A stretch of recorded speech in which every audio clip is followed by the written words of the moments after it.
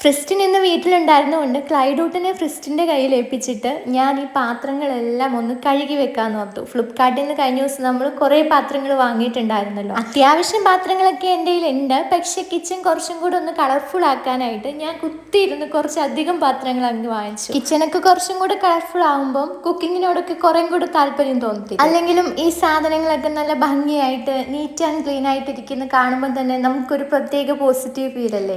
വന്നിപ്പോൾ എനിക്ക് ഒന്നിനും സമയമില്ല. ഞാൻ അമ്മയോട് സ്ഥിരം പറയുന്ന ഒരു ഡയലോഗാണ്. അപ്പം അമ്മ എന്നോട് തിരിച്ചു പറയുന്ന ഡയലോഗ് ഇതാണ്: നീ ഒന്ന് കുറച്ച് നേരത്തെ എണീറ്റാൽ തീരാവുന്ന പ്രശ്നമൊക്കെ ഉള്ളൂ. അത് പക്ഷെ ശരിയാണ്. രാവിലെ എണീക്കുവാണെങ്കിൽ തന്നെ കാര്യങ്ങളൊക്കെ നമ്മൾ പ്ലാൻ ചെയ്ത പോലെ നല്ല സ്മൂത്തായിട്ട് അങ്ങ് പോകും.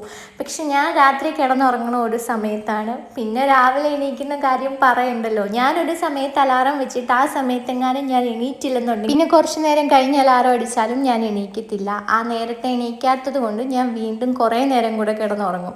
പക്ഷെ ഇപ്പം എനിക്ക് ഒരു സമയത്തിൽ കൂടുതൽ അങ്ങനെ കിടന്നുറങ്ങാൻ പറ്റത്തില്ല. കാരണം ക്ലൈഡൂട്ടിന് ഫുഡൊക്കെ കൊടുക്കേണ്ടതുകൊണ്ട് എനിക്ക് ആ ഒരു സമയത്ത് എനിക്ക് കുറച്ചായിട്ട് സ്വിച്ച് ഇട്ട പോലാണ് എൻ്റെ മൂഡ് മാറുന്നത്. എനിക്കറിയത്തില്ല, പെട്ടെന്ന് ദേഷ്യം അതുപോലെ തന്നെ വിഷമമൊക്കെ വരും. അതിനിപ്പോൾ പ്രത്യേകിച്ച് കാരണമൊന്നും വേണ്ട. ഇപ്പം എന്തോ ഉത്തരവാദിത്തങ്ങളൊക്കെ കൂടിയോണ്ടായിരിക്കും എന്തോ ഒരു ഭയങ്കര ഒരു സ്ട്രെസ്സ് പോലെ ഫീൽ ചെയ്യുന്നു. എനിക്ക് മാത്രം ആയിരിക്കത്തില്ല, ചിലപ്പോൾ മിക്ക ആൾക്കാരും ഇങ്ങനെയൊക്കെ തന്നെ ആയിരിക്കും എന്ന് ഞാൻ വിശ്വസിക്കുന്നു.